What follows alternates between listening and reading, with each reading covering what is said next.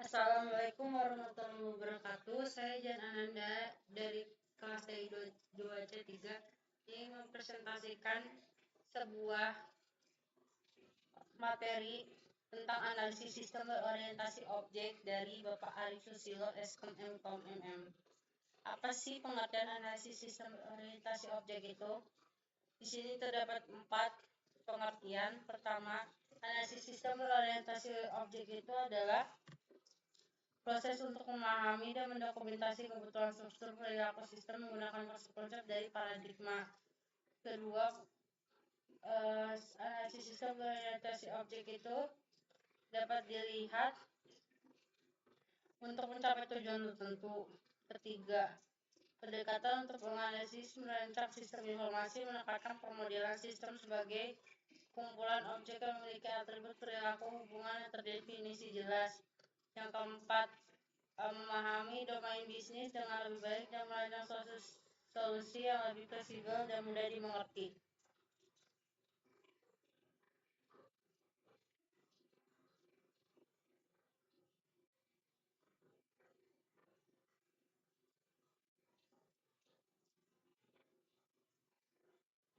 Di sini ada contoh analisis sistem berorientasi objek. Pertama, identifikasi objek. Ada pelanggan, transaksi, stok, dan sebagainya. Kedua, ada spesifikasi atribut atau metode. Ada seperti judul, penulis, harga, dan stok. Terus bisa juga tentukan metode-metode yang akan dilakukan setiap objeknya, misalnya meminjam, mengembalikan. Terus ketiga, ada identifikasi hubungan antara objek, yaitu misalnya seperti transaksi, kita melakukan transaksi pembelian buku. Terus ada keempat, pemodelan alur kerja. Biasanya itu seperti proses pemesanan buku, penambahan buku ke dalam stok, atau pembayaran transaksi. Kelima, itu ada penentuan kebutuhan fungsional dan non-fungsional, yaitu fitur yang dimiliki sistem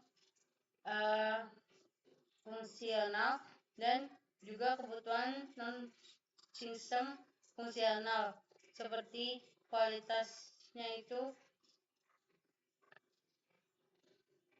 Kalau misalnya kebutuhan fungsional sistem itu fitur yang dimiliki oleh sistem, sedangkan kalau kebutuhan non-fungsional itu atribut kualitas seperti keamanan, kinerja, dan keandalan. Dengan melakukan analisis sistem berorientasi objek dengan baik, kita dapat memahami kebutuhan sistem secara mendalam, mengidentifikasi objek-objek dan hubungan mereka dalam domain bisnis yang sedang dianalisis, dan merancang solusi dengan konsep-konsep pemrograman berorientasi objek.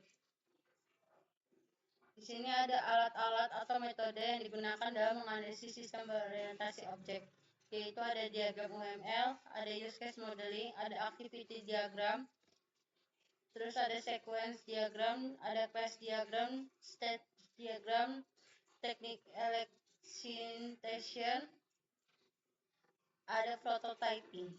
Dengan menggunakan alat-alat metode di atas, analisis sistem memahami kebutuhan pengguna lebih baik, memodelkan struktur dan perilaku sistem secara efektif, merancang solusi dengan konsep-konsep pemrograman yang berorientasi objek. Sekian tentang menganalisis sistem berorientasi objek. Maaf jika ada kesalahan kata saat berbicara.